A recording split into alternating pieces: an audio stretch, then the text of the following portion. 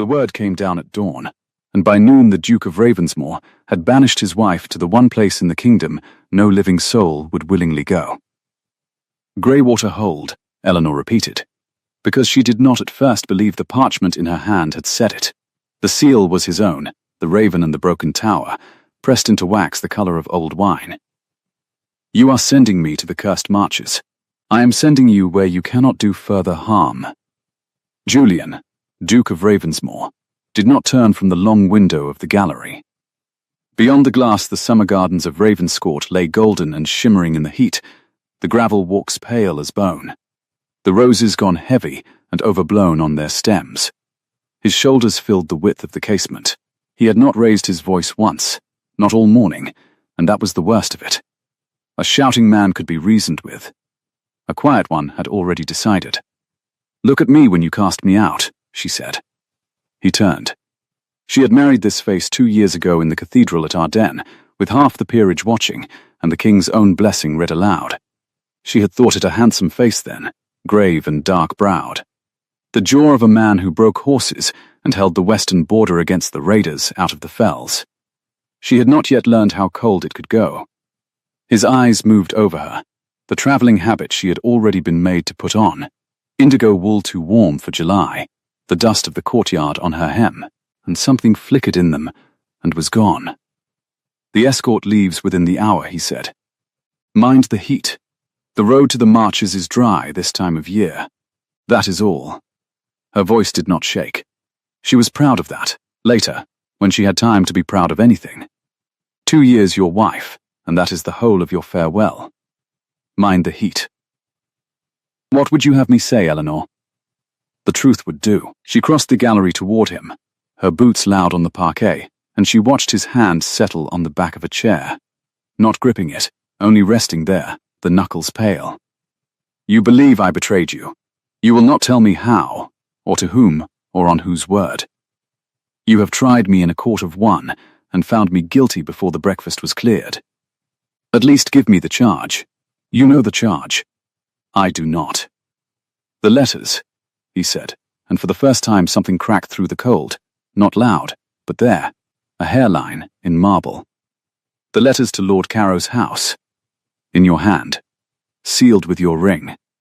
Found in the saddlebag of a man taken on the fell road 3 nights past, riding hard for the enemy line." The floor seemed to tilt under her.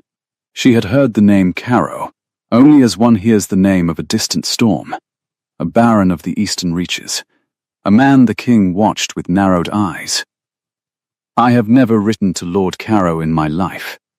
They were in your hand. Then your eyes have been deceived, or you wish to be deceived.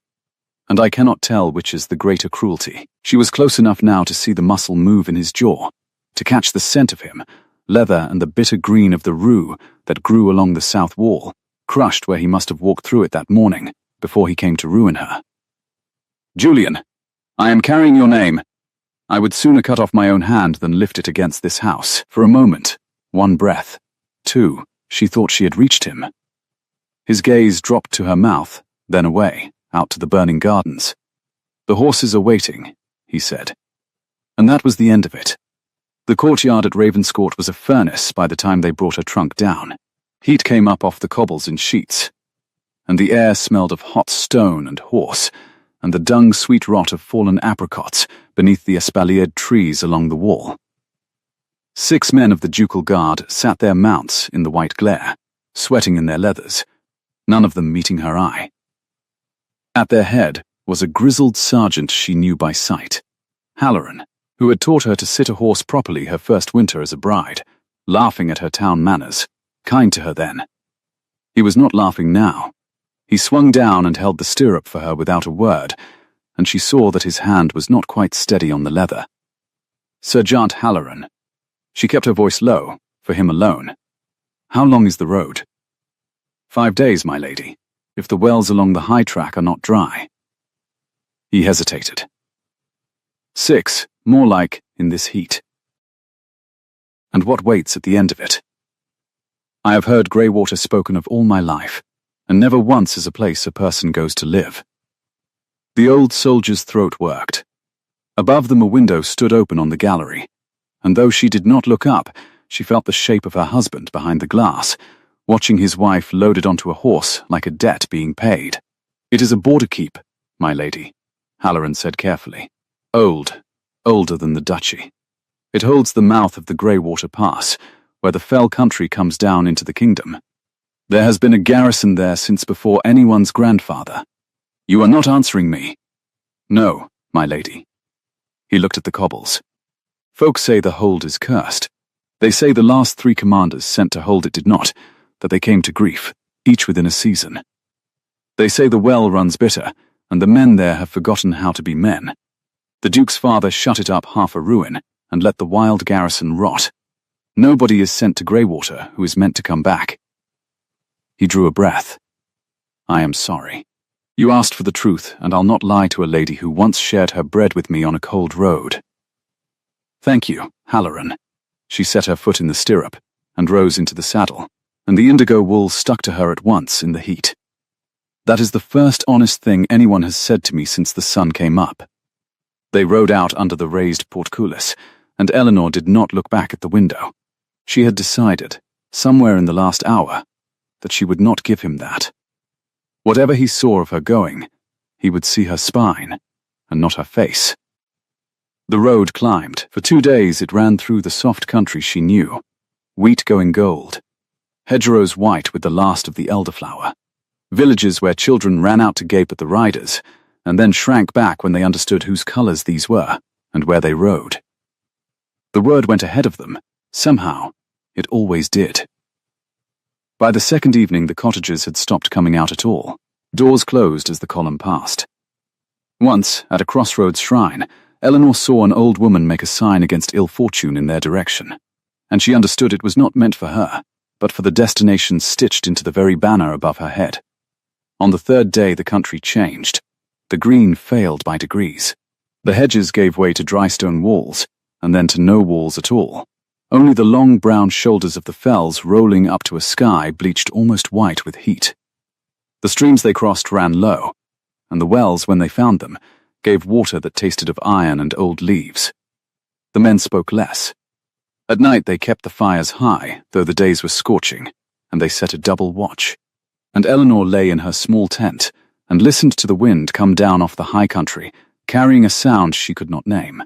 Not quite a voice, not quite the cry of a bird, a thin keening that ran along the edge of hearing, and then was gone. "The fell wind," Halloran said, when she asked him at the cold grey breakfast. "It does that in the passes. The men don't love it." He did not say what the men believed it was. He did not have to. On the 5th day they came to Greywater. She smelled it before she saw it. Wood smoke gone sour, and under that the green stink of standing water, of a moat or a cistern, left too long.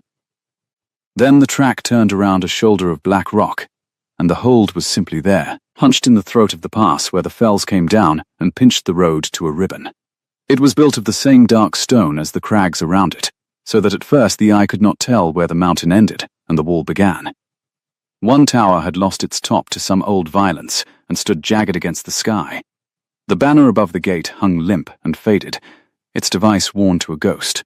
Crows lifted off the battlements as they approached and wheeled, calling, and did not settle again. "Sweet mercy," murmured one of the young guardsmen behind her, and then went quiet, ashamed. The gates stood open.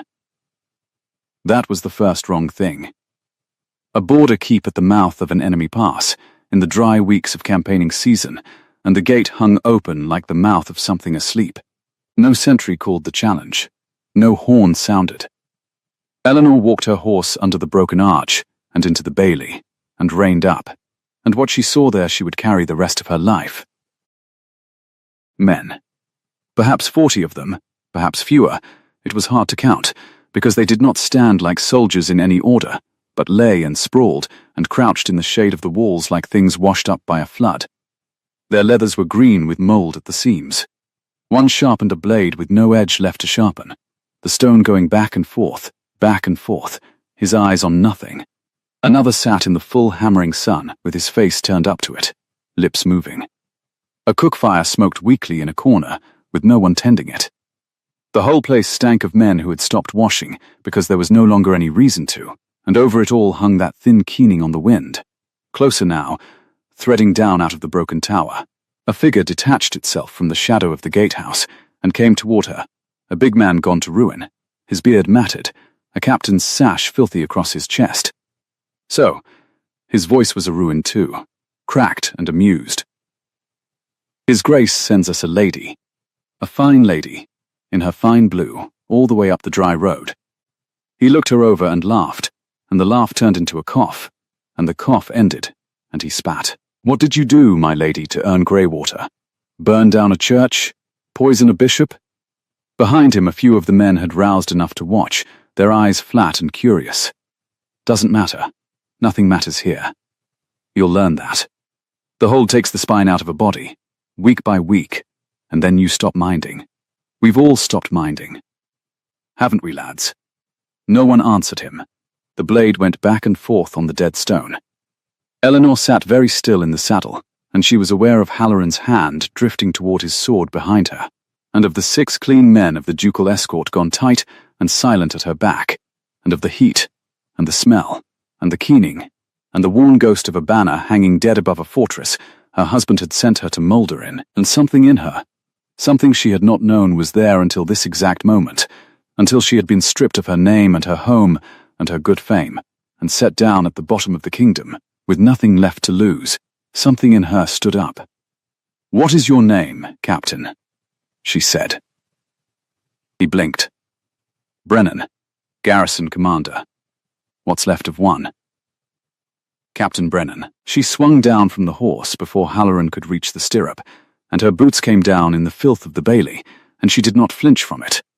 She was a head shorter than the man, and she walked straight up to him until he had to look down at her, and she let him smell the dust of 5 days' hard road on her and see that she had not wept it off. "You have asked what I did to earn this place. I will tell you. I did nothing.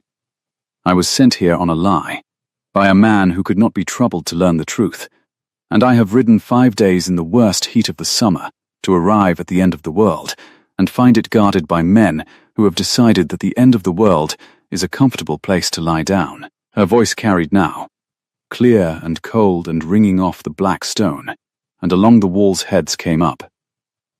"I have lost everything a woman can be made to lose. Do you understand what that makes me, Captain?" He stared at her. "No, my lady. It makes me dangerous," Eleanor said, "because there is nothing left in the world that anyone can take from me to make me afraid." She turned from him, slowly, and looked along the slumped ranks of the garrison, into one ruined face after another. "On your feet. All of you. I do not care what you have been told about this place. I do not care what you believe is coming down off that mountain in the night. From this hour the gate of Greywater Hold does not stand open, and its commander does not lie in the sun talking of how nothing matters. Something matters. I am here, and I intend to live, and you are going to help me do it whether the curse likes it or no. Now stand up." For one long, terrible moment, nothing happened. The crows called. The blade scraped once more on the stone, and stopped. And then, here and there along the wall, one man and then another began, slowly, as though they had forgotten how, to rise to their feet. She did not know yet that the man taken on the fell road with her forged letters in his saddlebag had not been riding alone. She did not know that Lord Carrow's true correspondent sat even now at Ravenscourt, close enough to the Duke to pour his wine. She did not know that the thin keening in the broken tower was not a curse at all, but a thing with a name and a cause, and that finding the cause would be the first stone she laid in a wall that would one day astonish a kingdom. She knew only that 40 broken men were getting to their feet, because a banished woman had told them to, and that somewhere 5 days south a Duke believed he had buried her. He had not. He had planted her. That night, when the gate was shut and barred for the first time in longer than any of them could remember, Eleanor stood on the wall walk in the cooling dark and looked north, into the black mouth of the pass where the enemy country began, and she listened to the keening, and she did not look away from it. "My lady." Halloran had come up the worn steps behind her, quiet for a big man, He would have to start south again at dawn. His orders were to deliver her and return. "I'd not leave you here. If you'll say the word, I'll take you up behind me and we'll ride for the coast and a ship, and let his grace whistle for his prisoner. And you would hang for it, and I would run for the rest of my life with a stranger's crime on my back." She shook her head, watching the dark. "No, Halloran, I am done running before I have begun. A lie sent me here. I mean to send the truth home in its place." She glanced at him. "When you reach Ravenscourt, will you carry a message for me? Any words you like, my lady. Tell him nothing."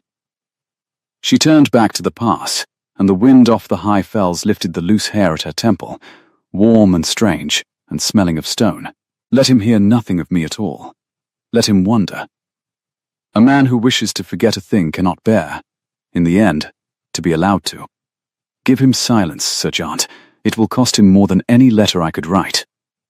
Below them in the bailey a fire had been built up properly for the first time, and a man was singing, badly, hoarsely, half remembering the words of some marching song from a war that was over. It was a wretched sound. It was the most hopeful thing she had heard in 5 days.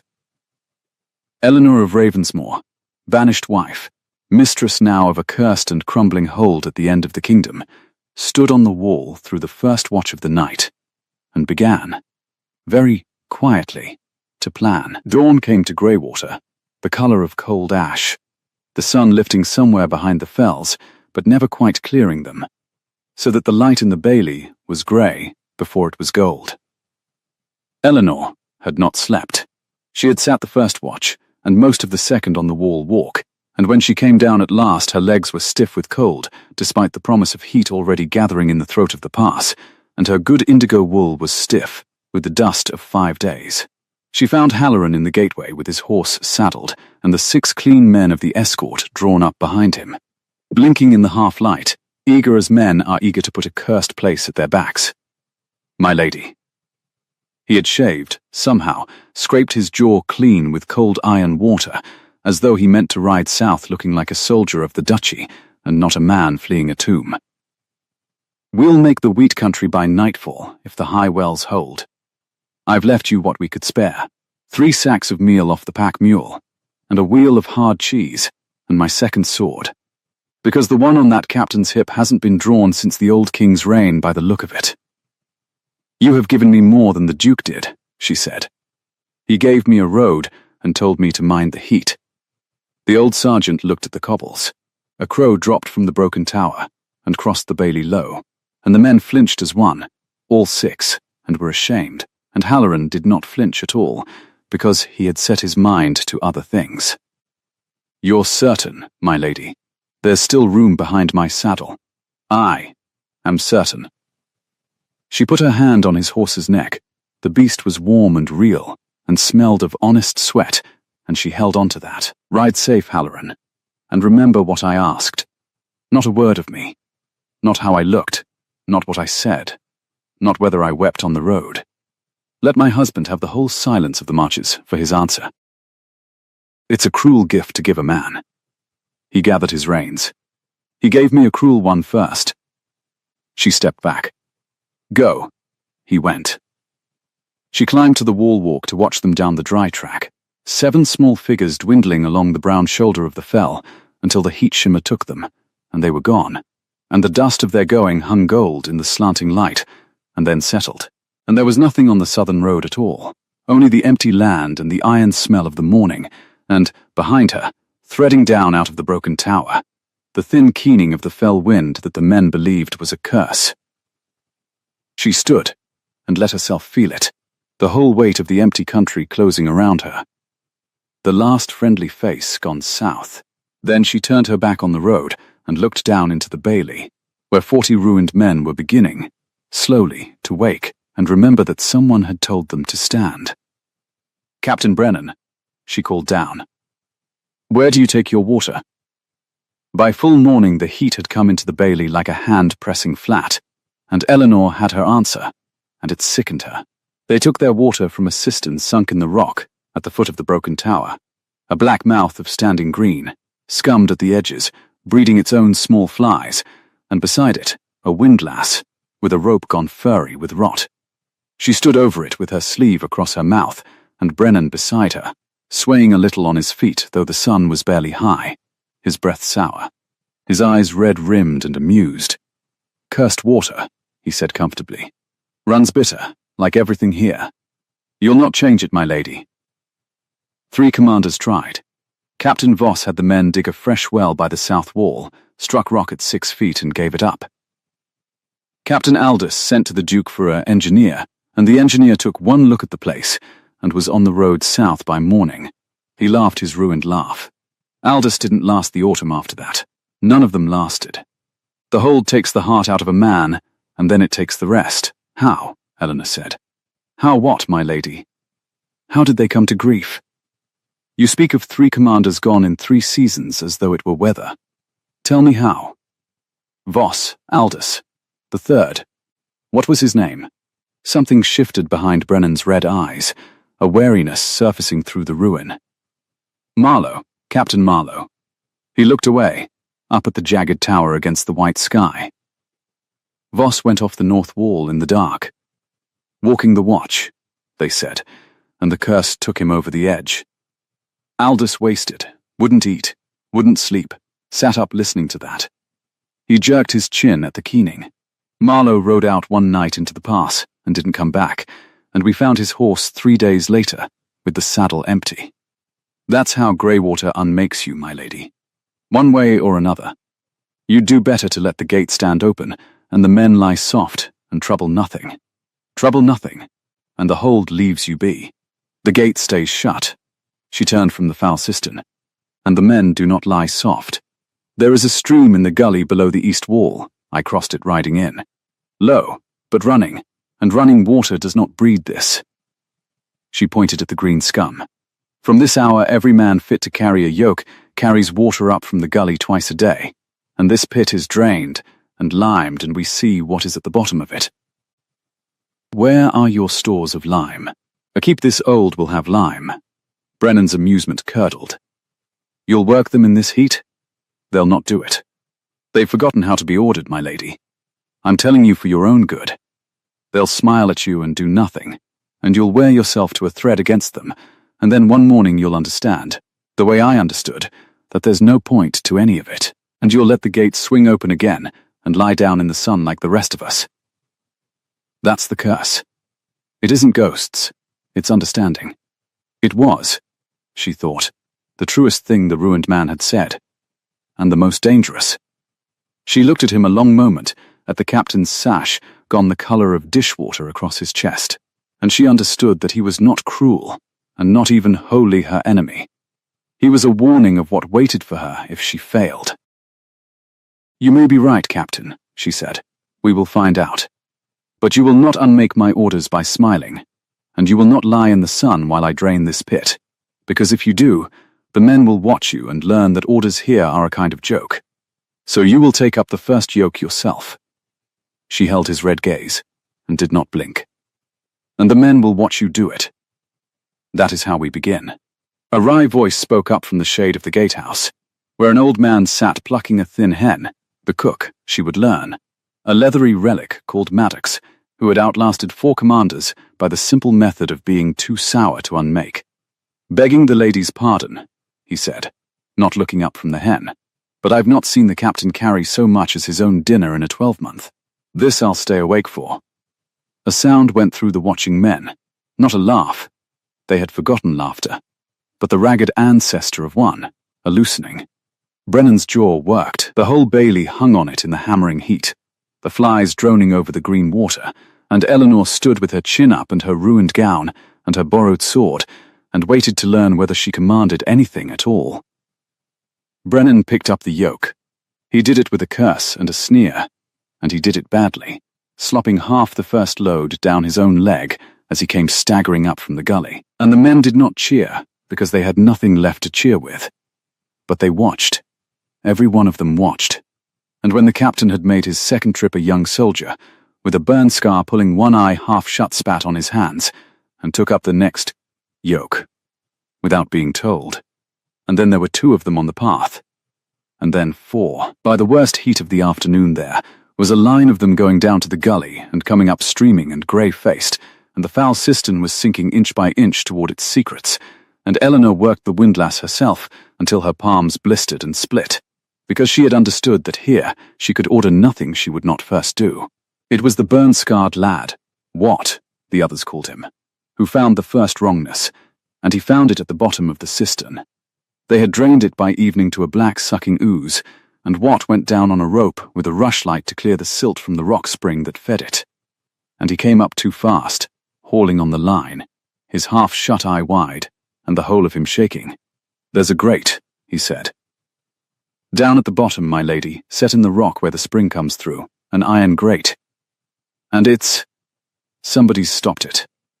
Packed it. There's wool and pitch and old sacking rammed in behind the bars, so the good spring water can't come through but a trickle, and what stands in the pit goes foul for want of moving." He swallowed. "It's not old work. The pitch is still soft." Eleanor went down herself.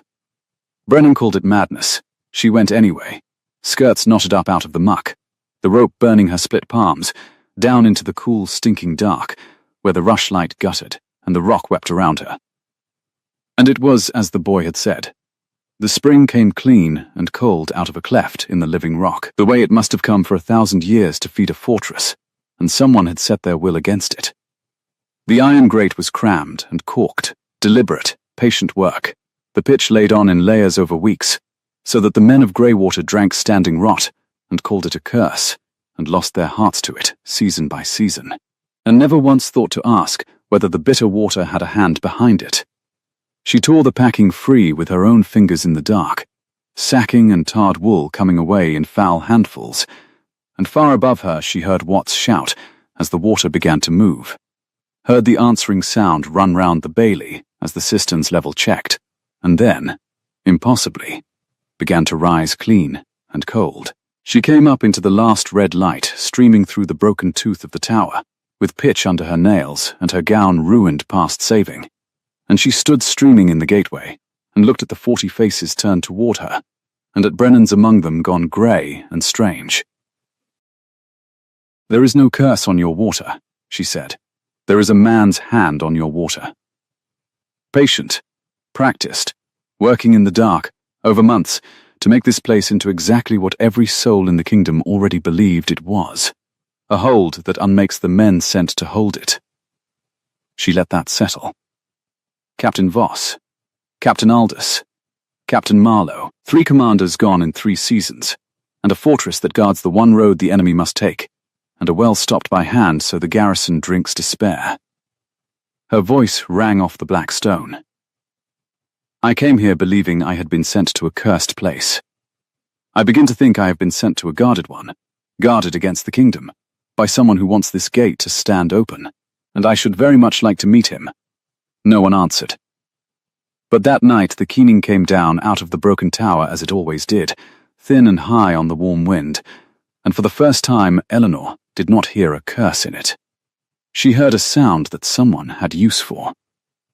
She climbed the tower the next morning, against every man's counsel, before the heat was up. The stair was a ruin, half its steps gone to a fall of black rubble, and the upper chamber where the floor still held was open to the sky on its broken side, the wind pouring through, and there it was, the keening, made plain.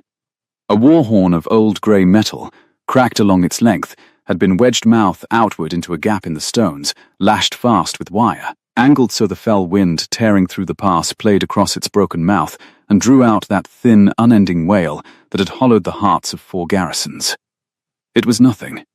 It was a trick a clever boy might work. And it had been set there by no boy. The wire was good wire, the lashing soldier's work, and around it on the gritty floor, sheltered under the leaning wall, lay the rest of it. A lantern, shuttered, the hornpanes smoked. A coil of cord. A folded square of oiled cloth, and inside it, dry and waiting. A fold of dark hooding to mask the lantern's light to a single, narrow beam. The ash of small fires, days old and days older, layered and scratched into the soot on the leaning stone, where a man might stand night after night, and have nothing to do with his hands while he waited. Tally marks. Scores of them. Counting something. Counting knights, or counting answers, from somewhere out across the Black Pass, where the enemy country began. Eleanor crouched over the lantern in the wind, with her heart going hard and slow. Someone in this hold, someone who had been here through 3 commanders and was here still, climbed this tower in the dark and showed a masked light north into the pass, and the keening horn kept the frightened garrison from ever climbing up to see it done. The forged letters in her own hand, sealed with her own ring, taken on a man riding for the enemy line. A baron the king watched with narrowed eyes. And now a signal fire at the very mouth of the road into the kingdom, tended patiently while a fortress was made to rot from within. It was all one hand. She did not yet know the face of it, but it was all one hand, and that hand had reached from the high gallery at Ravenscourt, where her husband had cast her out, all the way to this broken tower at the end of the world, and she had been the chaff thrown up to hide the grain. "My lady," Watt's voice, small from the head of the broken stair. He had come up after her, brave past his fear. "What is it? What's up here?" "Proof," she said. She gathered the lantern, the cord, the oiled cloth, the masking hood into her ruined skirt, careful as a woman gathering eggs. "Proof that I am not the only liar's tool in this story, Watt. Say nothing. Not to the captain, not to your own pillow. Someone here climbs to this room, and I do not yet know his name. And until I do, he must believe his curse is working." She looked at the tally marks scored deep in the soot. "And he must believe I am too busy with the water to look up." It was 3 days later, with the cistern run sweet, and the gate barred each dusk, and the men beginning, barely, grudgingly, to walk like soldiers again, that the South Road gave up a rider. He came alone in the white blaze of midday, on a blown horse, in the dust-grey livery of a ducal courier, and he carried a packet sealed with the raven and the broken tower. Eleanor took it on the wall above the gate, so the whole bailey might see that messages came to Greywater, as to any garrison of the duchy, that they were not forgotten, not wholly cast off. She broke the seal with her thumb where she stood, in the heat, with the courier's horse blowing below and the men watching, and she read. The orders were brief, and they were cold. The escort of 6 guardsmen and Sergeant Halloran, already gone south, though the writer plainly did not know it, were recalled at once to Ravenscourt. The Lady Eleanor's household allowance was reduced by half against the disordered state of the realm's finances. The garrison of Greywater was to be held at its present strength, and on no account reinforced, the hold being of no present strategic worth. It was signed with the Duke's name. It bore the Duke's seal. And it was not the Duke's hand. Eleanor stood very still on the hot stone and read it again, and the bailey, and the heat, and the courier's blowing horse, all drew away to a great distance, because she knew Julian's hand the way she knew his step on the gallery floor, knew the hard downstroke of his J, the way he crossed his letters as though striking something out, the impatience of him in every line. She had 2 years of his terse notes, folded in the bottom of her trunk. And this was beautiful. This was patient. The hand that had written here had studied Julian's writing, and copied it with the loving care of a forger, and got it almost perfect, perfect enough for a clerk, perfect enough for the king's own court, but not perfect enough for the woman who had loved the man behind it. It was the same hand, she would have wagered her soul on it, that had written letters to Lord Carrow's house, and sealed them with a ring that was not its own, and tucked them into a saddlebag to ruin her. "Bad news, my lady?" The courier called up, uneasy under her stillness. "News," she said, "that has told me a great deal more than its writer intended." She folded the false orders along their false creases. "Who gave you this packet?" "At Ravenscourt. Whose hand put it into yours?" The man scratched under his helm. "The steward of the chamber, my lady." "As always." "Master," he caught himself, glanced at the gate, lowered his voice though there was no one near him in all that empty land. "Master Crail, him that keeps the Duke's correspondence and pours at his table, has done these 3 years. 3 years. Voss, Aldous, Marlowe, 3 commanders in 3 seasons. A man at the Duke's elbow these 3 years, who kept his correspondence, who could copy a hand and lift a seal and slide a packet of ruin into a courier's bag, and who had, perhaps, a second man in this very hold climbing a broken tower to show a light north. Eleanor's hand closed on the folded parchment until the wax cracked. "Master Crail," she said softly. "I shall remember it." She did not yet know the worst of it, that the false orders forbidding reinforcement were not idle cruelty but careful preparation, clearing the board before a stroke already in motion. She learned that part at dusk. The horn from the pass came as the light failed, not the keening of the broken war horn above her, but a true horn, deep and answered, sounding once from the black throat of the fells, and then again, nearer, what reached the wall walk first, and then Eleanor. And Brennan after her, with his sword drawn at last, and his face for once entirely awake, and they stood together looking north into the dimming pass, where the heat of the day still shimmered off the rock. And there was dust on the high track. A great deal of dust, hanging gold in the last light, the kind that is raised not by a probe of a dozen raiders come to test a closed gate, but by a column, by horses and men in numbers, moving down out of the enemy country toward the one road into the kingdom, toward a fortress they had been promised would be rotten, ungarrisoned, blind, its well stopped and its men unmade, and its gate left hanging open like the mouth of something asleep. Sweet mercy, Watt whispered. The same words the boy had whispered 5 days ago at the sight of the hold, and this time no one shamed him for it. Brennan turned to her, and all the ruin had gone out of his face, leaving something older and more frightened underneath. "My lady, we are 40 men, and half of those forgot how to hold a wall a year ago, and there's no help coming.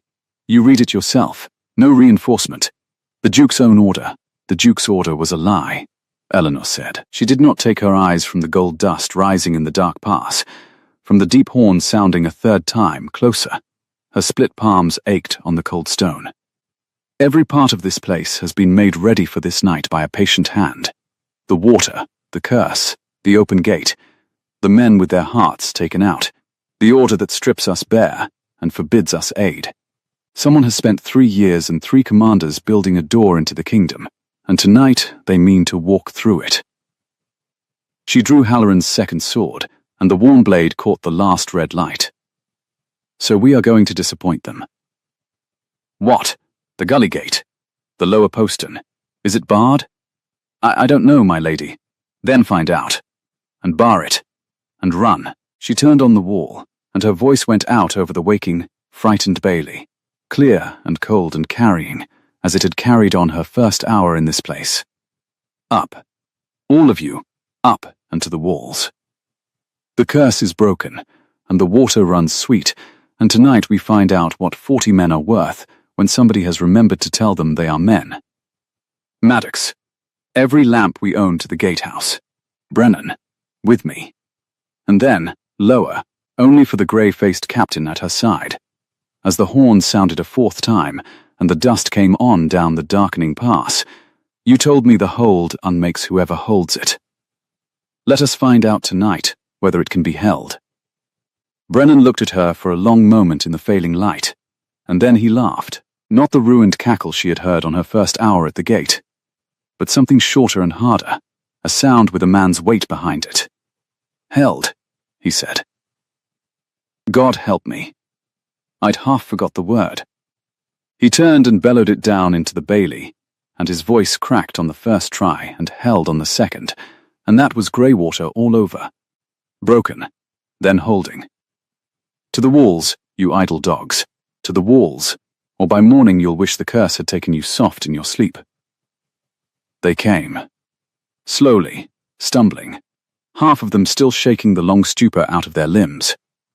But they came, snatching up rusted pikes and bills from the armory Eleanor had made them scour 2 days past, jamming caps over matted hair, and the bailey that had lain like a flood rack for a year began, in the blue dusk, to move with purpose.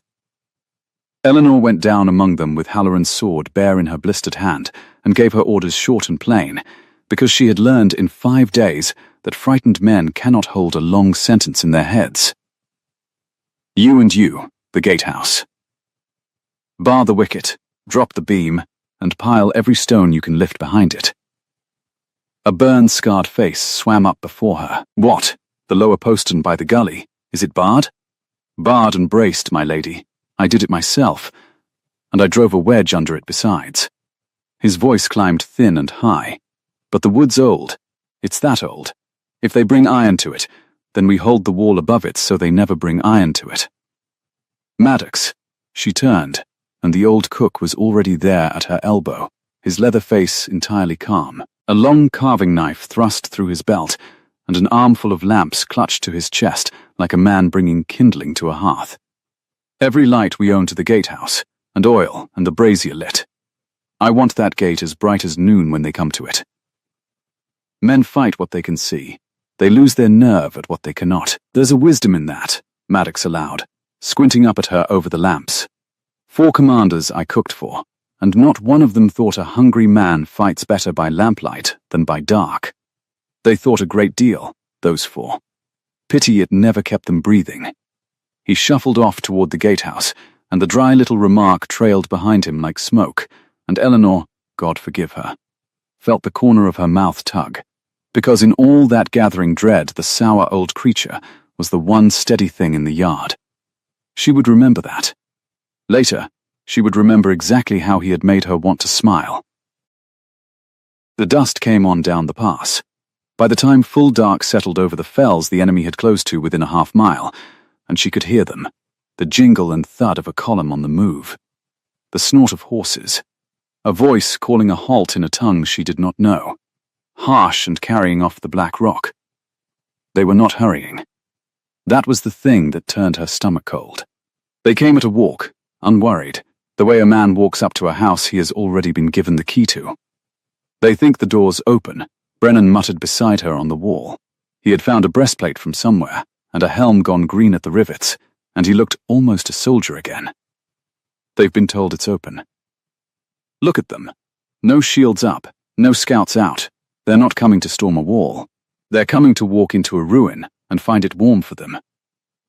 Good, said Eleanor. He stared at her. Good, my lady? A man who expects an open door does not bring a battering ram. She watched the torches kindle one by one along the dark mass below, a slow constellation in the throat of the pass, and the warm fell wind brought her the smell of them. Horse and pitch torch, and the rank closeness of many men, and under it the iron tang of the night. They have come light, and they have come certain. We are 40, and broken, and they are many, and whole. But they do not yet know that anything in this place has changed.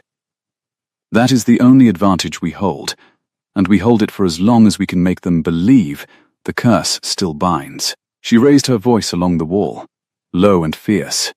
No man shows himself above the parapet. No man calls out. Let them come right up under us thinking the hold is a corpse. And when I give the word, only when I give it, we teach them otherwise. The torches massed and steadied and began, at last, to come on.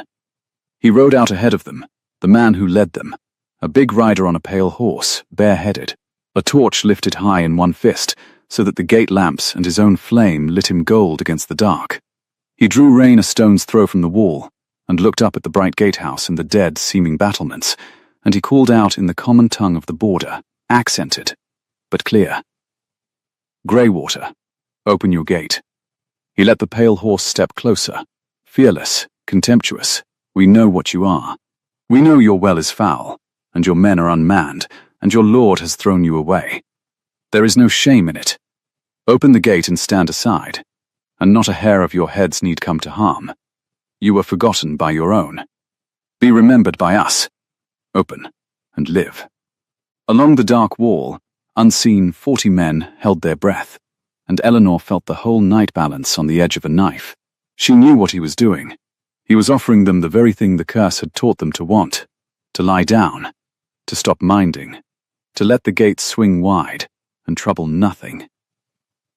Half of them had wanted exactly that a week ago. She did not dare look to see whether any wanted it still. She rose up alone into the lamplight above the gate, in her ruined indigo gown with her hair come loose about a face streaked grey with the pitch of the well, and she looked down at him. "You have been misinformed, sir," she said. The pale horse shied at the sound of a woman's voice from a dead wall. The rider mastered it and stared up at her, and something in his certainty flickered. "Who are you, the woman who pulled the rag out of your well 3 days ago?" She set her blistered hands flat on the warm stone so he could see them, black to the wrist. "You were promised a rotten gate, a blind garrison, a hold that would open itself like a flower. Somebody took your good coin for it. I am here to tell you that you have been cheated, and that the cheat has cost you, and that the gate of Greywater stands barred tonight for the first time in 3 years. She straightened. "Go home, sir, or stay, and learn the price of believing a liar. It is the lesson the whole of my last fortnight has taught me, and I find I have a great deal of it to pass on." For a heartbeat, the pass was utterly still.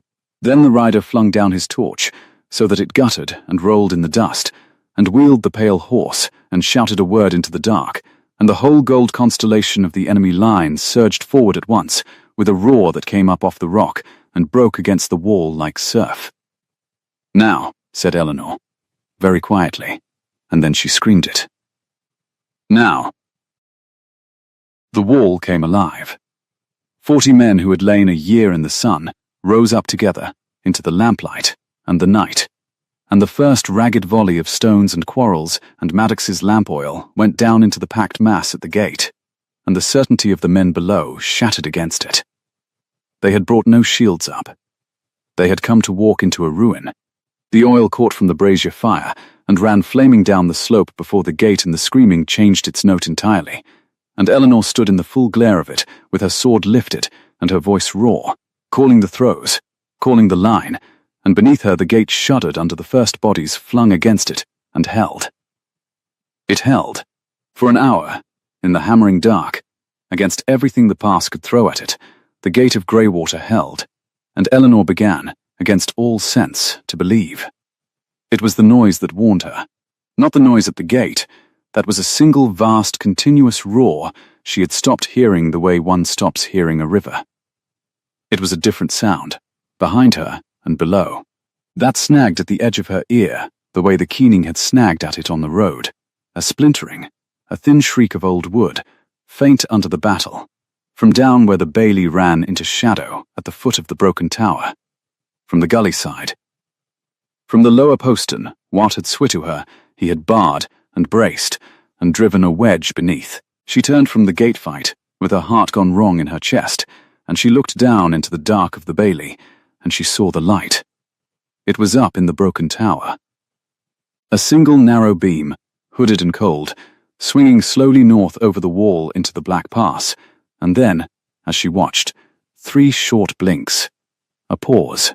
3 more. Not the keening horn this time. The lantern.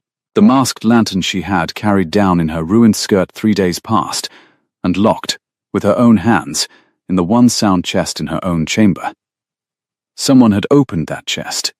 Someone was up in the tower now, in the middle of the battle, showing the enemy where the wall was thinnest and the postern weakest, telling them in patient blinks of cold light exactly where to break in. "Brennan," she caught his arm. He spun, sword red to the hilt, his face a stranger's in the firelight. "The tower. The lower postern. They're inside the gully. Someone's signaling them in. Hold the gate. Hold it whatever it costs. The gate is nothing if they're behind us." "My lady, you can't go down there alone. Hold the gate."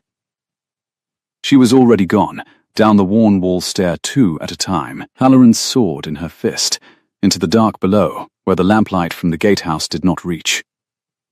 The bailey was a country of shadows. She ran through it with the battle a red glare at her back, and the broken tower a black tooth ahead, and as she came past the drained cistern, a shape lurched out of the dark at her, and she near ran herself through with her own blade before she saw the burned, scarred face. What? She caught him. The boy was white, gasping, blood. She would not name it so even in her own head. She made it only dark and wet, soaking one sleeve from a gash along his forearm. What? The postern. It's stove in, my lady. His teeth were chattering, though the night was warm. I went down when I heard it go. There's men in the gully, in the dark. 3, 4. They've got iron bars and they had the wedge out already, my lady.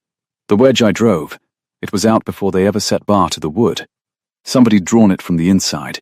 His half-shut eye found hers, huge with the horror of it. Somebody opened it for them. Somebody in the hold pulled my wedge and let them at the wood. How many are through? None yet. I jammed it again. I put my shoulder to it, and a man helped me. An old man. He came down with a knife and helped me brace it and told me to run for you, Watts Wade. Maddox. Maddox came down and held the postern with me and sent me to fetch you. He's down there now alone, with his carving knife holding the door. My lady, you have to. The world went very quiet and very clear. Maddox. The old cook who had outlasted 4 commanders by being too sour to unmake. Maddox, who had been at Greywater longer than any soul living, through Voss and Aldous and Marlowe, 3 commanders gone in 3 seasons, while one leathery man went on plucking hens in the gatehouse shade. Maddox, who had brought every lamp in the hold to the gate with his own hands not 1 hour past. Every lamp, so that the bailey behind would lie in perfect dark while a cold beam swung north from the tower. Maddox, who had made her want to smile. What? She said, and her voice was not her own. When you came on the postern. The light in the tower. Was it showing before you went down, or after? The boy blinked at her, not understanding. After, my lady. It started after. I came up out of the gully, and I looked back, and there it was, up top, swinging. He swallowed. Maddox said it must be one of the enemy got up there. He said to tell you to look to the tower while he held the door. Yes, Eleanor said softly. I am sure he did. She turned from the boy and looked up at the broken tower, where the cold beam still swung its patient signal north into the dark. 3, and 3, and 3, and she understood the whole shape of it at last. The way one understands the shape of a room when the lamp is finally brought in. That the hand which had stopped the well and hung the keening horn and tended the fire through 3 murdered seasons was not out across the pass in the enemy country at all. It had been here the whole while. It had carried her lamps to the gate.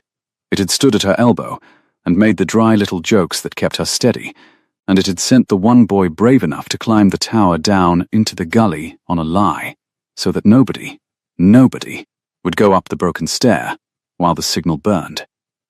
Stay here, she told Watt. Bar yourself in the gatehouse with Brennan. If I do not come down, tell him everything I have told you, and tell him the cook is the curse, and let him do what soldiers do. She tightened her grip on the sword. I am going up. My lady, your hands, the boy began, and then she was already climbing. The broken stair was worse in the dark and the heat than it had been by day. The fallen rubble shifted under her boots. The wind poured down through the gaps in the wall thick with the smell of the pass, pitch and horse, and the green stink of the gully below. And over all of it now, the wet copper reek of a fight. Twice she went to her knees on the slick stone, and put her ruined palms down on the grit, and bit back the cry of it, and climbed on, up out of the noise of the gate, up toward the cold light. Below and behind her the battle roared and flickered. Ahead, the narrow beam swung and blinked. Swung and blinked. Indifferent. Methodical. 3, and 3, and 3. She came up through the broken floor, into the open chamber where the sky showed through the leaning wall, and there he was. Maddox stood with his back half to her, at the gap in the stones, the masked lantern in his 2 hands, working its hood with the easy patience of a man who has done a thing 10,000 times. His carving knife lay on the gritty floor beside him, clean. He was not holding any postern. He had never gone near the gully. He was humming, very low, under the wind, the same hoarse marching song the soldier had half remembered her first night, when she had thought it the most hopeful sound in 5 days. You will want to set the lantern down, Maddox, Eleanor said. He did not start. He did not even turn at once. He finished the count he was on, 3 slow blinks, a pause, and only then did he lower the hood and let the beam go dark, and turn, and look at her across the wind-scoured chamber, his leather face entirely calm, in the faint glow of the battle leaking up through the floor. "Now that's a shame," he said. "I did rather hope the boy would keep you at the gate a while longer. He's a good boy. Brave, too brave by half, that's what killed the others. You know, the brave ones." Voss went up this very stair, after this very light. The brave fool. On a black night, much like this one. He clicked his tongue. "Long way down off the north wall. From here. Terrible accident. The curse," everyone said. "You stopped the well." Her voice came out level, and she was distantly amazed at it. "You hung the horn. You sent Watt down into the gully on a lie. 3 years. 3 commanders." She made herself say the rest. "And the lamps. You carried every lamp in the hold to the gate tonight with your own hands, so the bailey would be dark behind us while you climbed up here. A man likes his work tidy." Maddox set the lantern down on the leaning stone, gently, beside the tally marks scored deep in the soot. His tally marks, 3 years of them, counting the nights, counting the answers from across the pass. "You've been a great trouble to me, my lady, and I'll own I didn't see it coming. 40 broken men, and a thrown-away wife. Master Crail wrote me you'd be no trouble at all. A spoilt court lady," he wrote, "who'll weep in her chamber and trouble nothing." The old eyes glittered. "He's a clever man, Crail, but he's never once in his life had to manage anyone he couldn't bribe or frighten, and I don't think he reckoned on the one you can't do either of those two, the one who's already lost the lot. You said it yourself that first hour. I heard you. Nothing left to take, so nothing left to fear." He shook his head, almost fond. "I should have stopped your well twice over the night you rode in. Crail," she held to the name like a handhold on the broken stair. "Master Crail, who keeps the Duke's correspondence. Who copied my hand to Lord Carrow and sealed it with a ring that was not mine. Who wrote the orders today in my husband's hand to forbid you reinforcement." The pieces seated themselves one by one, cold and certain. "You are his man here.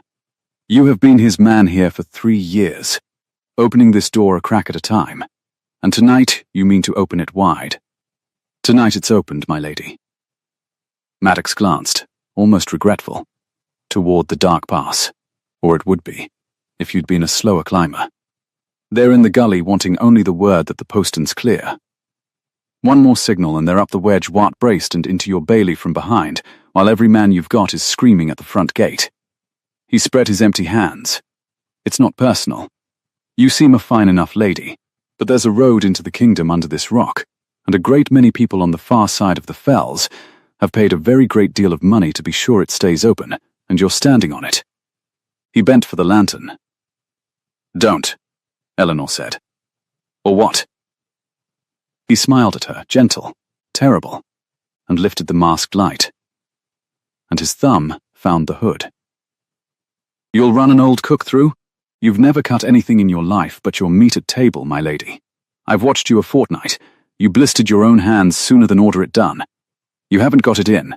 She did not let him finish, because she had learned, this fortnight, that a frightened person cannot hold a long sentence in their head, and that she herself was very frightened indeed. She crossed the chamber in 3 strides over the shifting rubble, and struck the lantern from his hands with the flat of Halloran's sword, and it spun away and smashed against the leaning stone, and the cold beam died in a scatter of horn and oil.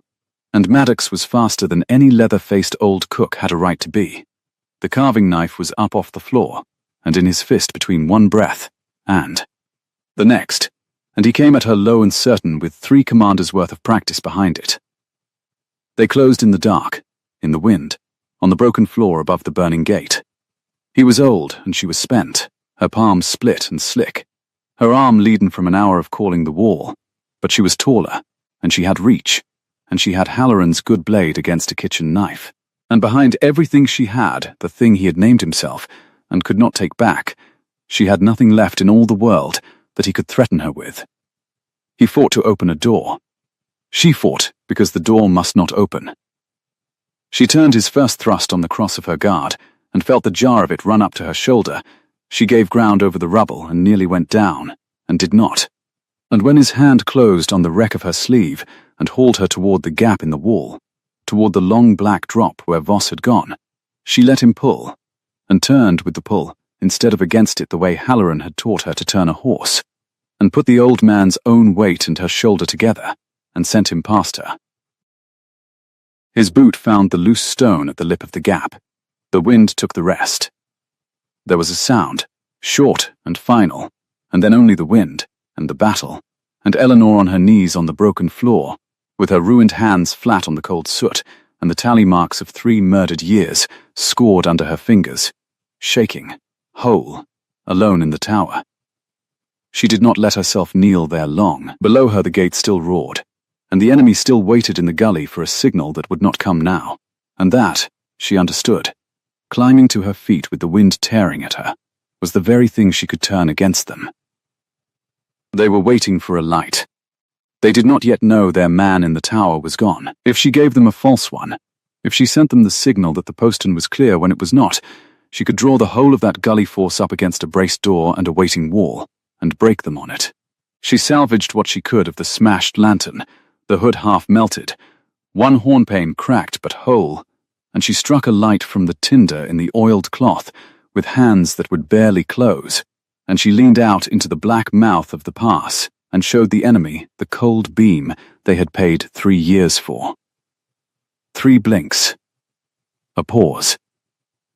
3 more. Come up. The way is clear. Come and take your open door. Then she ran for the stair, and the gate, and the gully wall, shouting Brennan's name into the dark before she had even reached the bailey, because she had perhaps 100 heartbeats to set a trap before the men below the wall came swarming up the wedge that Watt had braced, believing themselves expected, believing the curse had kept its bargain, and the only soul in all of Greywater who knew the truth of any of it was a banished wife with shredded hands and a borrowed sword, standing alone at the bottom of the kingdom, the night not half over, the column at the front gate undiminished, and the worst of it, she felt it settle in her chest cold and sure as she came down into the firelight, still to come. For if Maddox had been Crail's hand here, and Crail sat even now at her husband's elbow pouring his wine, then this attack on a forgotten hold was never the whole of the plot. It was the door. And somewhere south, beyond 5 days of dry road, the men who had built that door so carefully meant to walk a great deal further through it than one cursed keep at the end of the world, and Julian, who had thrown her away on their forged word, would never see the hand that reached for him, because he had sent away the one soul living who had learned to read its writing. "Brennan!" She screamed into the glare. "The gully wall, every man you can spare, they're coming up the postern, and I want them to. Now! Brennan! Now!" The gully wall was lower than the gate, old and crumbling, and the men who reached it came in a half-crouch out of the dark below, sure of their welcome.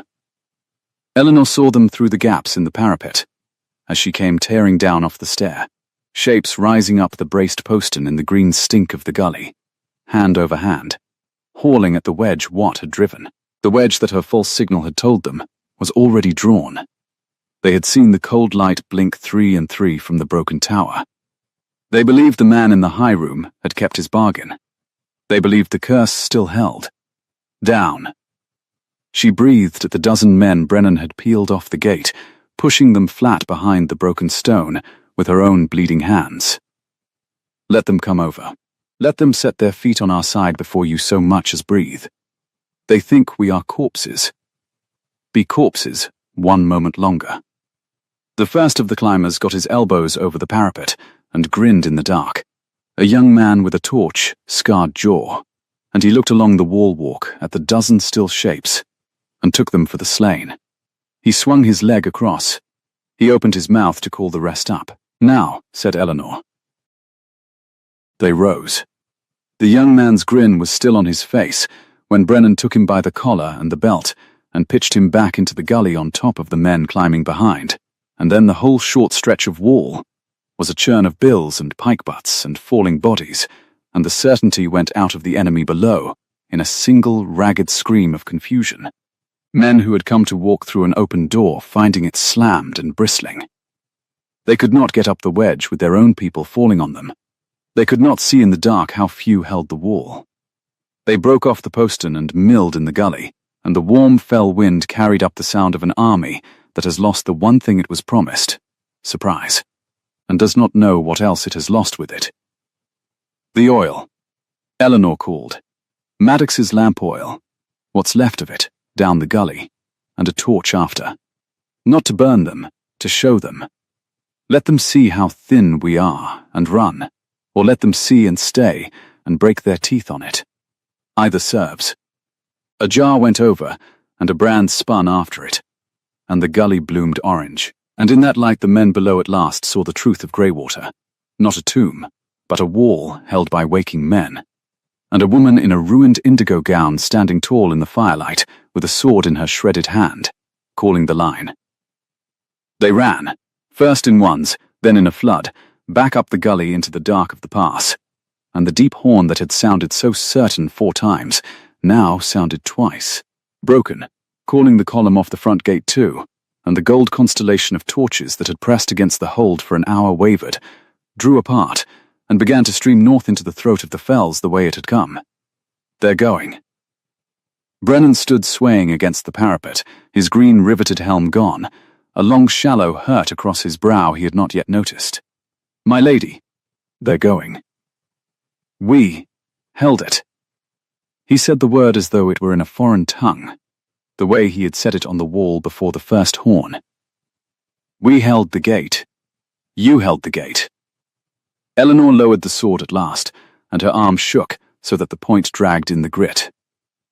I only reminded you that you knew how. Dawn came up grey behind the fells, and then, for the first time in 5 days, gold, true gold, spilling over the high ridge into the throat of the pass, and down into a bailey that was no longer a flood rack of broken men. They had set their own watch without being told. Someone had got the cook fire going properly, and at that thought Eleanor's chest went tight and cold, because the man who had tended that fire for 3 murdered seasons was no longer in the world to tend it, and she had been the one to send him out of it. She told them the truth on the wall walk in the first clean light, all of them gathered below in the gold and the long blue shadow of the broken tower. Because she had learned in a fortnight that men who are lied to lose their hearts, and these had only just got theirs back. There was no curse on Greywater, she said. There was a man, one of your own. He stopped your well with his own hands, and hung the horn that wailed in the night, and showed a cold light north to the enemy across the pass, season after season, and 3 good commanders came to grief, because they went looking for a ghost, and never thought to look for a cook. A sound went through them, low and terrible. Maddox served a man called Crail, who sits at the Duke's right hand 5 days south, and pours his wine. Crail forged the letters that ruined me, and sent me here for chaff, to hide his grain. And last night, when the door he had spent 3 years building was meant at last to open, an old man went up that tower to swing the light one final time, and he did not come down. She let it stand plain. She would not dress it. I went up after him. Only one of us came down. I will carry that to the end of my days, and I will not pretend to you it sits easy. But the door is shut, and the men who paid for it are running north, with the morning behind them. Watt, white-faced, his arm bound in a strip of someone's shirt, was the first to find his voice. Then it's over, my lady. We won. They're gone. They are gone from here. She looked north, where the dust of the broken column still hung faint over the high track. But a door this carefully built was never meant to let one raiding column through. What? Hear me, all of you. She turned to face the gold-lit bailey. Why stop a well 3 years to open one cursed keep at the end of the kingdom? Because this is the gate. Beyond this pass the land runs soft and open all the way to the heart of the realm. And there is a baron in the east the king watches with narrowed eyes, and a man at the duke's elbow with a gift for other men's handwriting. This was the door. What comes through a door is the whole of the army behind it. And every soul south of these fells believes Greywater is a ruin that fell in the night, believes it because the man who built the lie made certain they would. Her voice dropped, and they leaned to catch it. No one is coming to relieve us. No one even knows there was a battle. The kingdom is blind. And the only eyes that can see are 40 men at the bottom of the world, and a wife everyone south of here believes is weeping in her chamber. Brennan wiped the hurt from his brow at last, and looked at his reddened hand as though surprised by it. Then what would you have us do, my lady? We've held the door. We can't hold the whole kingdom with 40 men. No, she smiled then, and it was not a gentle thing. So we are not going to hold. We are going to ride. They brought her the captured officer at midday. The one man of the gully assault too hurt to run, dragged up out of the green ditch and propped in the shade of the gatehouse, and he was young and handsome under the grime in the way the enemy's people ran handsome, fair and high-cheeked, and frightened, and willing, in the end, to trade what he knew for water and a road home. Eleanor crouched before him in the heat with a cup in her ruined hands, and did not threaten him, because she had nothing left to threaten anyone with, and had learned that this was a strength. You came down the pass certain, she said. Tell me why. He drank, and his eyes went sidelong to Brennan's blade and back to her face, and found there something that frightened him more than the sword. A calm. We were told, he said in the thick border common tongue. 3 nights, then the door opens. The cook would show the light. We were the first through, the hand that opens the latch from inside. Behind us, he swallowed. Behind us, my lady, in the high valleys, 10 days back, there is more. Much more. We were the key. The key turns, the host follows. By the next dark of the moon they meant to be past the fells, and onto the king's roads, and there was talk through the camp of a baron of the east rising to meet them, and of a friend at the king's own court who would swear the marches had fallen of their own rot, and not by any treason at all. He looked at the gold light on the black stone, as though seeing it for the first time. We were not to fight. We were to walk in. Nobody told us the door would have a woman behind it. The dark of the moon, Eleanor repeated. She had been counting nights herself. On the road, in the tower, she knew the moon. 11 days. 11 days, the young man agreed, and shut his eyes. 11 days for a host 10 days back in the high valleys, to come down on a kingdom that did not know it was at war. And 5 of those days the road south to Ravenscourt, to the king's seat beyond it, to the man pouring wine at her husband's elbow. The arithmetic was very simple and very cruel. And Eleanor stood up out of her crouch in the hammering noon, with it cold and whole in her chest, and she understood that she had perhaps 6 days to turn a blind kingdom's face toward the north, and not 1 hour to spare on grief or on the question of whether anyone south of the fells would believe a banished wife. What? She did not raise her voice. She no longer had to. Can you ride? Truly ride, hard, with that arm? To the end of the world, my lady. Then you are riding to the next world over. She was already moving, calling for the maps Maddox had kept. There were maps, good ones, in the dead man's tidy stores, the maps of a man who needed to know every garrison and every road. There are 6 border keeps strung along these fells between here and the soft country. Voss, Aldous, Marlow, Crail unmade Greywater, because Greywater holds the only pass a host can bring horse through. But the other 5 hold the bridle paths, and they have not been rotted, only forgotten. Their commanders will not know me. They will know this. She drew her own ring from her finger, the ring whose seal a forger had copied to ruin her, and pressed it into the warm wax of a fresh written page, and the raven of the duchy bit clean into it. A Duchess of Ravensmore calls the border garrisons to muster. Whatever they have heard of me, they have heard nothing of the host in the high valleys, and a soldier left in the dark for years will follow the first voice that tells him the truth, and means it. I have learnt that this fortnight too. By the 3rd day the dust on the southern road was raised not by 7 men dwindling, but by a column coming on. Eleanor sat her horse at a crossroads shrine in the brown fell country, where, a lifetime ago, she had watched an old woman make a sign against ill fortune at her passing, and she watched the garrison of Holt's Edge come down the bridle path to her muster. 60 men, under a lean grey captain named Forrester, who had held a forgotten keep for 9 years and never once been sent so much as a barrel of nails. He drew rein before her and looked at the banner she had made them stitch through 2 nights, the Raven of Ravensmoor, but quartered now with a broken tower made whole, the device of a hold that it held. And he looked at the woman beneath it in her ruined indigo, and her bound hands, and at the hard-faced men of Greywater drawn up at her back, who had been, a week past, the laughing-stock and terror of the marches.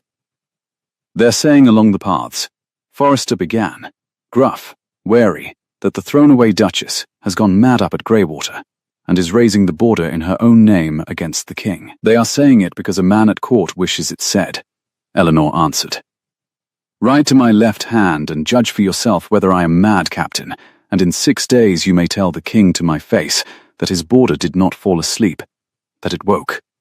She leaned toward him in the saddle, and the wind off the fells lifted the loose hair at her temple, warm and dry and smelling of stone and bruised heather. There is a host coming down the Greywater Pass at the dark of the moon, and a baron rising in the east to meet it, and not a soul south of these hills knows it, but the men behind me. You have held an empty path 9 years for a kingdom that forgot your name. Here is the hour it was all for. Will you spend it asleep, or will you come and be remembered? Forrester looked a long moment at the banner of the mended tower. Then he turned his horse to her left hand without a word, and his 60 fell in behind her 100. And the column that left the crossroads shrine was no longer a garrison fleeing a tomb. It was the beginning of an army. It grew on the road as a stream grows. Garrison after garrison came down to the seal of the Raven and the mended tower, the men of Holt's Edge and Carrow Ford and the Three Sisters Keeps, lean forgotten soldiers who had held the bridle paths in the dark for years and wept, some of them, openly, to be at last called by someone who knew they were there.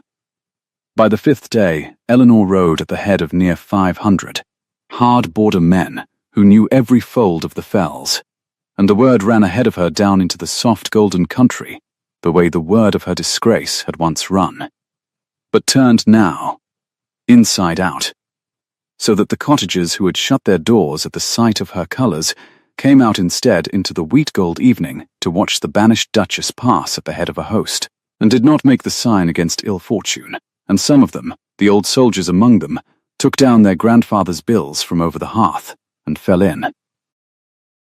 She did not feel like the kingdom's finest army. She felt like 500 tired people on dusty horses.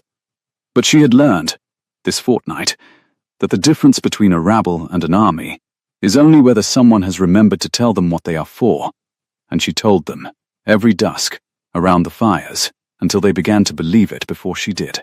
On the 6th day she came in sight of Ravenscourt, and she learned how nearly she had come too late. The golden gardens she had last seen shimmering in July heat lay quiet under an evening haze, the gravel walks pale as bone, the roses gone heavy and overblown on their stems, and across the great south lawn, where she had once walked as a bride, stood drawn up the cold ranks of the king's own household guard, 300 strong in royal scarlet, their pikes a steel hedge in the slanting sun. They had not come north to meet the host in the valleys. No one had told them of the host in the valleys.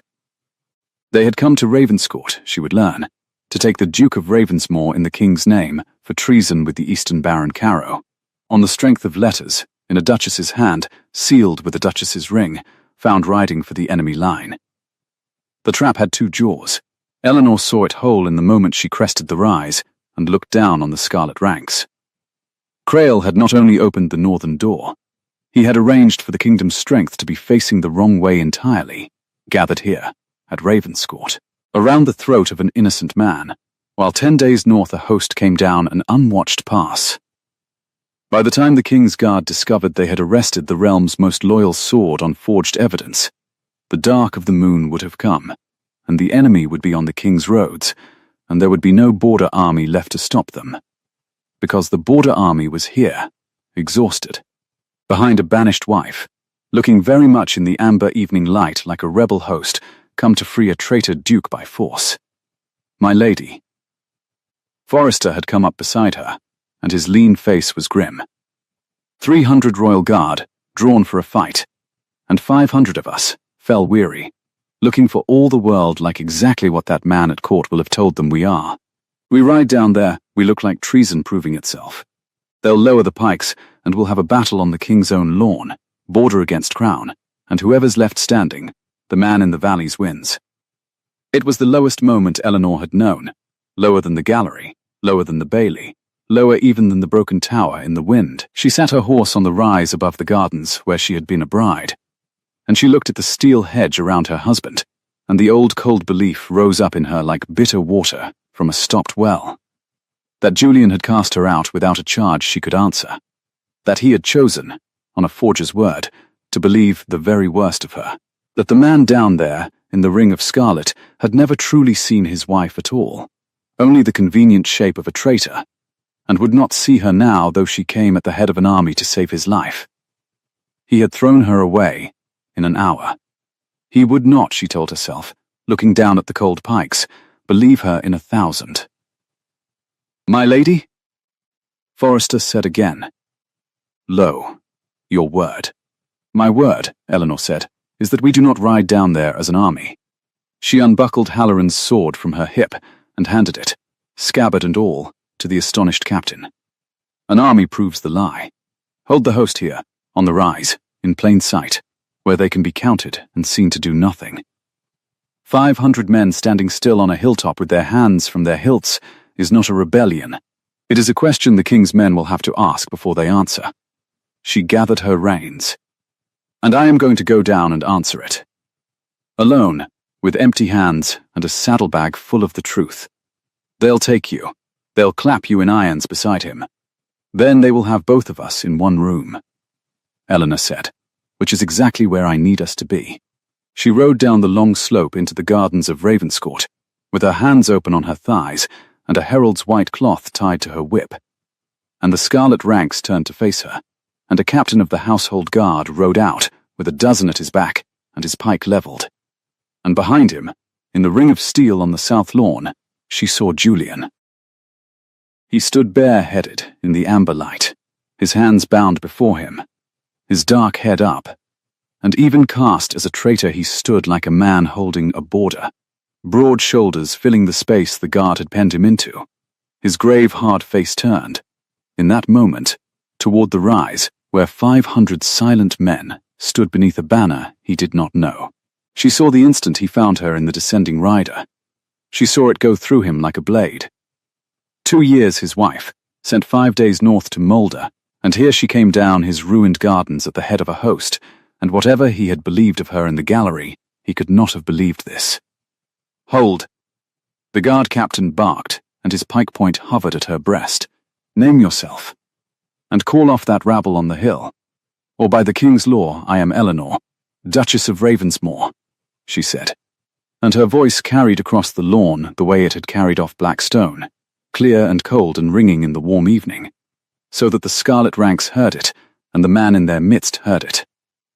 "And the rabble on the hill is the border army of the Marches, who 6 days ago broke an enemy host at the Greywater Pass that this court does not yet know existed. I have not come to free a traitor. I have come to show the king's men they are arresting the wrong one, and to put into your hands the proof of who the right one is.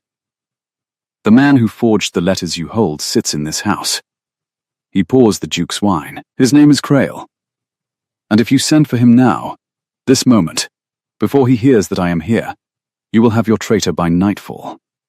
She lifted her bound up, blistered hands so they could all see them, black yet, with the pitch of a well 300 miles north. "I will give you my person freely. I ask one thing in exchange. Send for Crail, and let me face him in front of the Duke and your own officers, and let the truth do what truth does. If I lie, you lose nothing. You have me and the Duke both, and my army stands idle on a hill. If I tell the truth, you save the kingdom a great deal more than one Duke. It seems to me a poor wager to refuse." The guard captain was a hard man, and not a fool, and he looked from the woman with the ruined hands to the silent, disciplined host on the rise that had, indeed, done nothing, and made no move to free anyone, and he weighed the cost of being wrong. "Bring the steward Crail to the gallery," he said at last to one of his dozen. "And the Duke. And her." He looked down at Eleanor. "If this is a player's trick, my lady, you'll wish you had stayed in the north. I have spent a fortnight wishing a great many things, Eleanor said, swinging down into the gravel she had last trodden as a bride. Wishing has not once changed the weather. Let us go and see what the truth changes. They brought them all together in the long gallery where it had begun. The same gallery, the same tall windows pouring the same gold over the same overblown roses, and Eleanor stood in the heart of it in her ruined gown and felt the whole shape of her fortnight close like a ring. Julian was set at one side under guard. The king's captain and 3 of his officers stood at the centre, and through the far door, summoned and unsuspecting, came Crail. He was beautiful. That was the thing she had not known, and might have guessed. That a hand so patient and a cruelty so practiced would wear a fine face, smooth and fair and unhurried. A man of perhaps 30 in sober dark velvet, with a silver chain of office across his breast, and the quiet courteous eyes of someone who has never once in his life raised his voice, because he has never once needed to. He came in smoothing his cuffs, mild, attentive, the very picture of the loyal steward answering his master's call.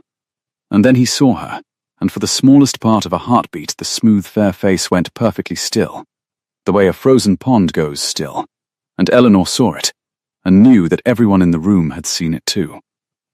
Master Crail. She did not let the silence grow. You wrote that I would weep in my chamber and trouble nothing. I have come 300 miles to tell you to your face how poorly you read me. My lady. He recovered as smoothly as water closing. Forgive me, we had word you were unwell in the north. I rejoice to see you restored. Though I confess I do not understand, he turned all gentle bewilderment to the king's captain, why a banished traitress is permitted to stand in this gallery and address an honest servant of the crown. Because the honest servant of the crown, Eleanor said, kept a man at Greywater Hold these 3 years to stop the garrison's well and signal an enemy host down the pass. And that man, before the door closed for good, told me your name.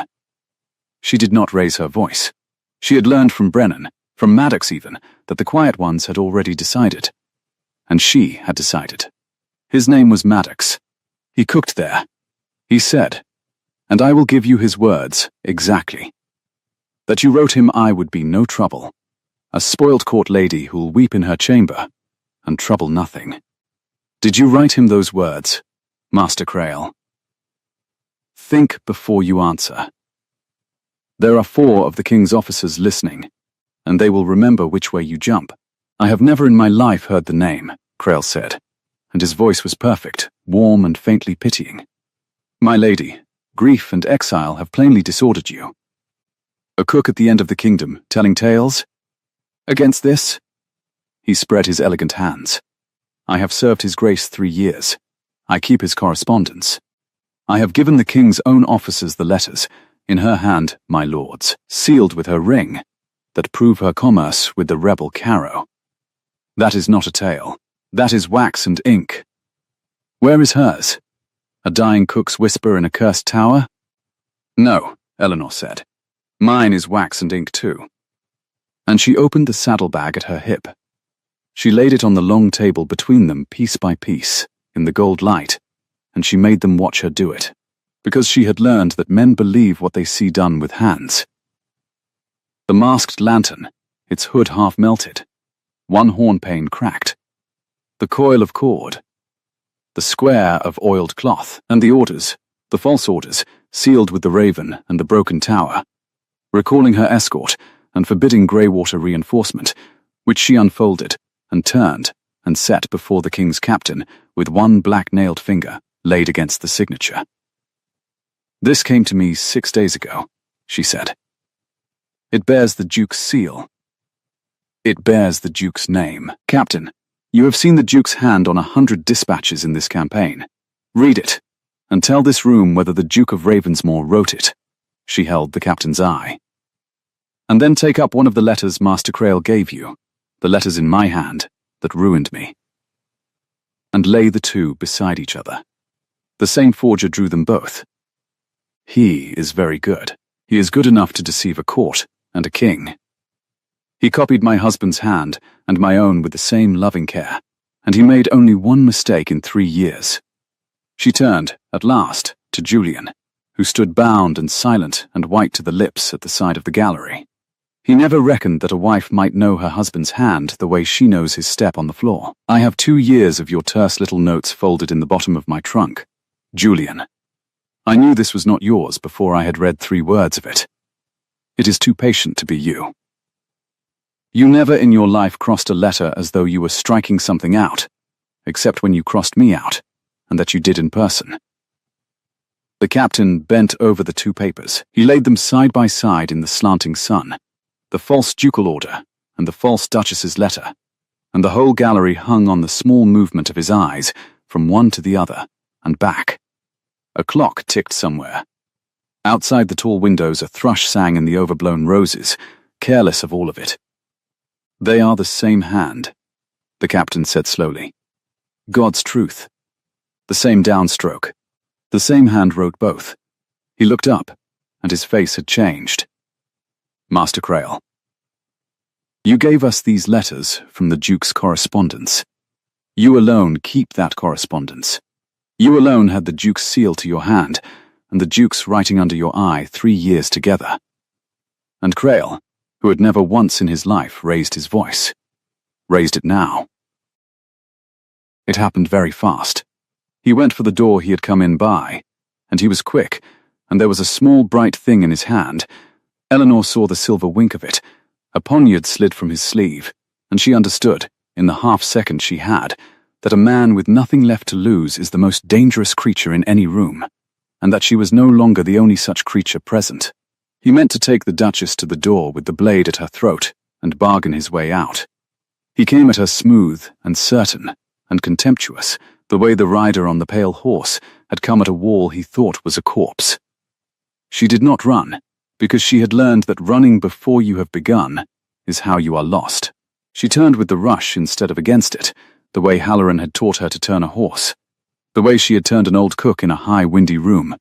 And she had no sword now, but she had her ruined hands, and she caught the wrist with the bright blade in both of them, and bore it down and aside, with the whole weight of a fortnight behind it, and Julian, bound as he was, threw himself across the gap between them, and took Crail to the floor of the gallery with his shoulder.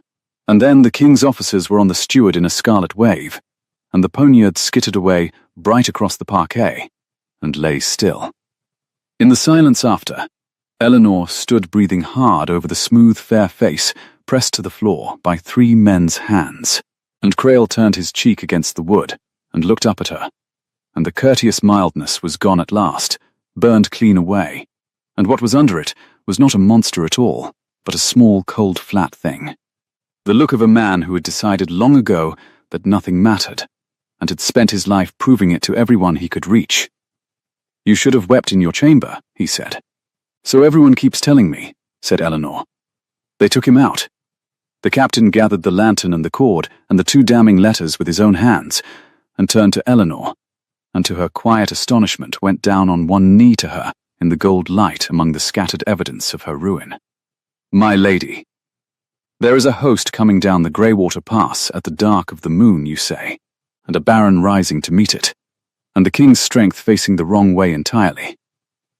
He rose. The dark of the moon is 5 nights off. If your border men can ride, my border men can ride, said Eleanor, and they know every fold of those fells in the dark, which the king's scarlet does not. Bring your 300, and join them to my 5. Send to the king tonight for the rest, and we will have a true army between the enemy and the kingdom before the moon goes black. I have broken the door once already. I find it is a thing one gets better at with practice. She glanced toward the rise beyond the windows where the host still stood. But that is a council for an hour from now. First, her voice, which had not shaken once through any of it, betrayed her at last on a single word. First, will someone please cut my husband's hands free? They cut him free. The officers withdrew to the far end of the long gallery to give the Duke and Duchess of Ravensmore the only privacy a room full of soldiers can offer, which is the privacy of being studiously not watched, and Julian crossed the parquet to her, rubbing the marks of the cord from his wrists, and stopped an arm's length away, and looked at her, truly looked, the way he had not looked in the gallery a fortnight past, when his eyes had moved over her, and something had flickered and died. "I cast you out," he said. His voice was not cold now. It was wrecked. On his word. On wax and ink. "I tried you in a court of one and would not give you the charge, and I put you on a horse in July and told you to mind the heat, and sent you 5 days north, to a place I knew, Eleanor, was where men are sent who are not meant to return." His hand lifted toward her ruined ones and stopped, not daring. "And you came back at the head of an army to save the life of the man who did it to you. I do not understand it. I do not deserve to." "No," she agreed. "You do not." He flinched and took it, and did not look away, and she found that she loved him for the not looking away more than she had ever loved the grave, handsome face in the cathedral at Ardennes. "I asked you for the truth that morning," she said. "You gave me a road, so I will give you the truth now, since one of us must begin." She stepped closer, into the space his stopped hand had not dared to cross, and she took his hands and laid them over her broken ones so he would feel the pitch and the blisters, the whole cost of it, written into her skin. "I came back for you, because somewhere on a wall in the dark, between the well and the tower, I stopped being the woman you threw away, and started being someone who would not let a patient liar have the kingdom. And you, Julian, are part of the kingdom. The largest part, to me. God help my judgment. I did not ride 300 miles to forgive you. I have not decided whether I forgive you. I rode them because I would not give Crail the one thing he wanted, which was for me to lie down in the north and let him take everything, including you." Her voice dropped. "Hating you would have been lying down. I found I could not afford it. Then let me earn the deciding." He turned his bound-marked wrists so that he held her hands now, gently, around the hurt. "I will go to the king myself and lay down the marches into your hand. The command of the border army is yours, in law and in the field. And I will ride under your banner to the pass and take my orders from my wife in front of the whole host, and let the peerage make of that what it will. I will give up the thing I have held longest, which is the belief that I am always the one who must be obeyed. It is the only cost I have that is worth anything." He bent his dark head. "It is yours, whether you keep me or not." It was, she thought, a real apology with a real cost, the surrender of the one power he had never in his life laid down, and she had learned this fortnight to know the genuine article from the forged. She stood in the gold light of the gallery where he had ruined her, with the thrush still singing in the overblown roses outside, and she felt the bitter water in her, the stopped well of 2 years and a fortnight, begin at last to move and run clean. "Keep you," she said softly. "You are a great deal of trouble, Julian. You forge nothing. You copy no one's hand. You cannot tell a true letter from a false one to save your life or mine, and yet I find I have ridden a very long way to be standing exactly here." She let him see it, all of it, the thing the rules of her old life would have had her keep behind her teeth. "Yes, I keep you. Now take your border army's first order. Send the swiftest rider you have to the king, and the second swiftest to your kitchens, because your wife has held a cursed hold, and broken a host, and unmasked your steward all on hard cheese, and stopped water, and she would like, before she saves the kingdom, to sit down at her own table and eat." The dark of the moon found the border army strung across the Greywater Pass in the warm summer dark, and what came down out of the high valleys to meet it found no open door and no rotten garrison, but the mended fortress at the throat of the fells lit like a beacon, and 5,000 men of the marches in the crown ranged in the night under a banner of a raven and a tower made whole. And the host that had been promised a kingdom for the walking turned in the high passes and did not come down, and the baron in the east, hearing of it, burned his treasonous letters and rode hard for the coast and was not seen in the realm again. There was a reckoning, and it was hard, and Eleanor was in the field for all of it, at her husband's side or ahead of him, and the kingdom that had once whispered the name Greywater as a curse learned to say it another way entirely. But that is the matter of histories, and this was only ever the story of a banished wife, and so it ends where such stories should, at a table, in the gold light of a late summer evening, 3 months on. They sat at the small table in the morning room at Ravenscourt that looked over the south lawn, where the roses had been cut back and would bloom better for it next year, and the long heat of July had eased into the mellow gold of September. And Eleanor's hands, healed now, scarred faintly across both palms, in a way no court glove would ever quite hide, broke bread and passed it.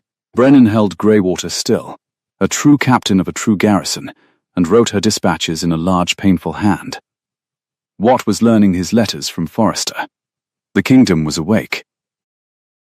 "I have had a petition," Julian said from the College of Heralds. "They are much exercised about the new quartering on our banner, the Mended Tower. They say there is no precedent for a device commemorating a fortress that was never lost, only nearly so, and they should like to know on whose authority it was granted."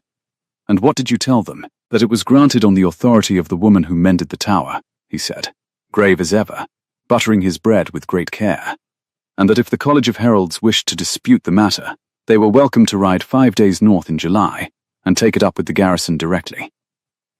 I find they have not pressed the point." He glanced up, and there it was at last in the dark grave face she had married. The thing that had been buried under 2 years of duty and a fortnight of cruelty, surfacing dry and warm and entirely unexpected. "I did mention there is a well at the far end, with a charming view." It was not much of a joke. It was, in fact, a very small and dry joke from a man who had not made one in the whole 2 years she had known him. But it caught her wholly off her guard, and she heard herself laugh. Really laugh, the sound startling them both, and she saw the startled pleasure of it go across his face. The wonder of a man learning he could make his wife laugh after all, and she put her scarred hand over his on the table in the September gold. "Mind the heat," she said. "Eleanor, no." She turned his hand over and laced her fingers through the scars and all. "You said it to me once and meant it as a farewell. I am saying it to you, and I mean it as a promise.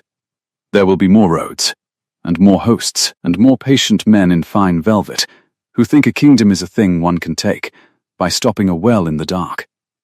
And every time I will ride out into the worst heat of it, and so will you, beside me. Mind the heat, husband.